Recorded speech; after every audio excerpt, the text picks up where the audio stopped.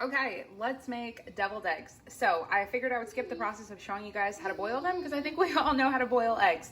I just take a bigger pot than, I probably obviously could have used a bigger one, but a bigger pot than the amount of eggs you're using. The amount of eggs doesn't really matter because we don't factor in the amount of water here, just enough to cover them at least by like an inch or so. So no salt, no pepper, no nothing in the water, just boil them. I personally boil them for 20 minutes because I want to make sure the yolks are very firm. Not till they're dark and green, but even if they are, nobody is going to know the difference because they're deviled eggs. So I boiled them for 20 minutes. Now I turned it off. I'm going to go drain the water. Then I'm going to not really rinse them, but I'm going to set them in cool water this time. You can add ice if you want, it's up to you. And let it cool down for at least 5 minutes in the cold water so that they're cool enough to handle. Once your eggs are nice and hard boiled and they've been cooling down for a little bit, what I like to do is just kind of tap them. You don't want to you are breaking them, but you don't want to shatter them and make them super terrible, but I recommend keeping it in the water.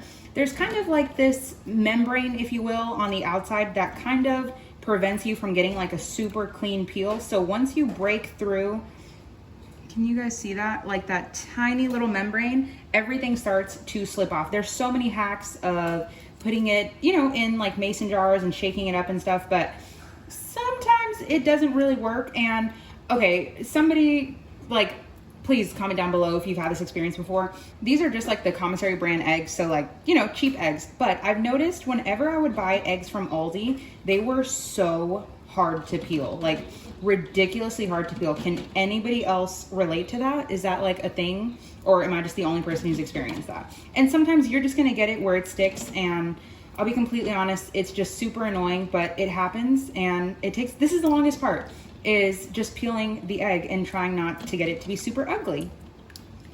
Okay, I would be the world's biggest liar if I did not say that this took me a lot longer than it should have. You don't want to let them cool too much because then I notice when they're not very hot, the shell tends to adhere to them a lot more. So I have a sheet of paper towel here. If you don't have paper towels, you can definitely do like a kitchen towel. So you want to get them dry because you want to make sure that everything kind of sticks very well. Now I'm just going to put it on there. We all know how to cut an egg in half.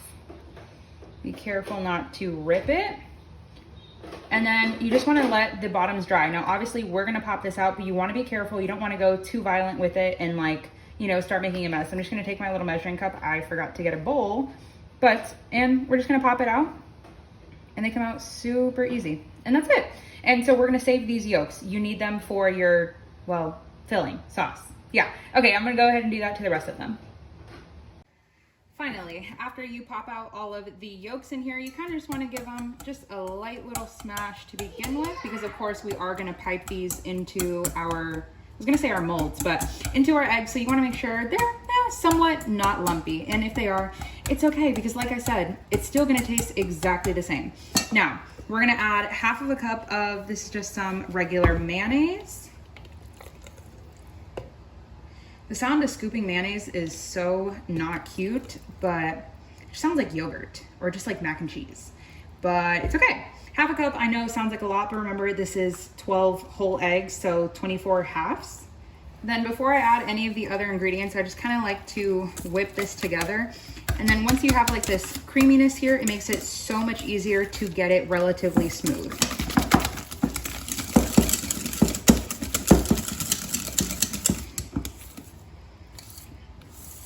Okay, all I did was mix that really, really quick, probably like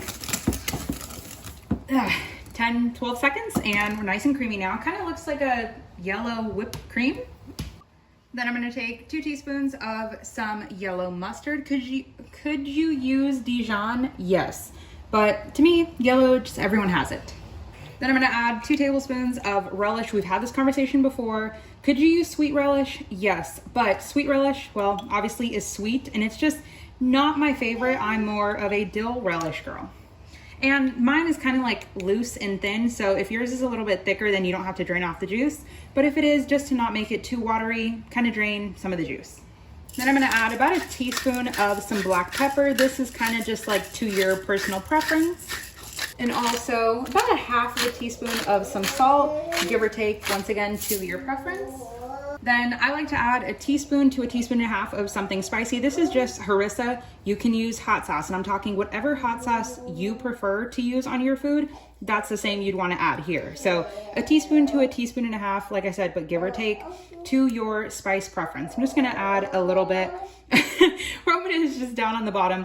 I personally, if you are gonna use this, I don't find it very spicy at all, to be completely honest, even though this is the spicy one. But yeah. Then that is all for the ingredients. Now it's just to mix it up. And of course, before you fill all of your eggs, you already know an egg is an egg, but you want to taste your filling, because this is the chance and the only chance you'll get to season it besides sprinkling salt and pepper on top. But I personally just like to make sure this is 100% perfect of what I like. Once you have your filling done, then it comes down to piping our deviled eggs. I don't know why it took me a couple seconds to think of that. But if you're wondering, Amber, why is the bag wet? Even though this is a brand new Ziploc bag, sometimes you'll end up with some that have holes or little tears, and you won't know that until you go to fill it, and it just becomes a gigantic mess. So what I like to do is I like to fill this up with water at least halfway and just make sure that it's not coming out of anywhere and it's not dripping. Then I like to push the inside of the bag into a cup, and then just do that so it stays and you don't have to worry about the bag flipping and falling over. Of course, always a silicone scraper, the same one we use to grab out our harissa. Scrape down the sides of the bowl. Then we're just gonna put it all in here. And if it doesn't all fit, don't worry about it, because you can always refill it. Then you just wanna take it out of the cup, flop it down. Now, if you have a countertop that has like, and you guys can't see it, but like right here where it has an edge, I like to just pull. I got super close to the mic, so I wasn't trying to sound super loud, but you just want to pull a good amount of the air out. And there you go. You have a piping bag, essentially. Then I'm just gonna bring our eggs. Now, of course, if you had like one of those egg holders, go for it. But what I would recommend is I'm gonna put it in like a little Tupperware container, but I like to line the bottom with just like 1 or 2 paper towels to give it something to kind of hold everything up. Now, you could do this, and it is extra work. Slice down a little bit of the bottom so you end up with like a flat base. But personally, sometimes you end up with skinnier eggs on one side, depending on however you end up cutting it, and it's just a waste of egg. So to me, just line it with a little, not a, whatever this is, not a kitchen towel in your refrigerator, but just a paper towel in the Tupperware container you're gonna put it in. But before we go to fill our eggs, bacon. I have 3 slices. These, I just cut them in half just to make it easier, but 3 full slices of bacon. Okay, sorry if you guys can hear all of the helicopters outside. That is a perk to living on base. So what I'm gonna do is chop it in half lengthwise, and then we're just gonna chop it down so you end up with bacon bits. Now, I prefer to use cold bacon. So cook it in the morning, then throw it in the refrigerator, let it chill out for like an hour, because deviled eggs to me, they taste good either warm or room temperature or cold. Either way, however you like to eat them, you want to kind of have everything be the same temperature. You don't want piping hot bacon on cold eggs. The difference in temperatures just makes it kind of weird. Then just give it a little fluff, and there you go. Now we'll just pull our eggs a little bit closer. Then just cut you want to start off smaller of a hole than you think you'll need for your egg mixture. That looks pretty good. Then I am not a cake decorator, so don't expect no fancy swirls. It's just fill. And there we go, just a light squeeze. If I can do this, you guys can do this. And the filling is the easiest part. Literally just light pressure, light squeeze. I'm not even doing like no fancy technique with the bag of like holding it a certain way. Okay, I'm gonna have to re-angle some of these just because the angle that I'm at's a little bit hard. And there you go. I can't believe how easy this is. And you know what's crazy? For years, I used to hate deviled eggs. Just the thought, just the look of them alone was kind of just to me. But now I love them. And especially, I mean, if you add bacon onto anything, of course you don't have to, but when you do, it just makes it worth it. Now, obviously I didn't finish all of them. I'm gonna go back to that. We're just gonna take a couple slices of our bacon. I'm gonna do half with bacon, half without. And you just plop on top. You can also choose to add it into the filling, but to me, it just kind of makes it a little bit harder with the piping bag. Oh, lost a little one. Get back here.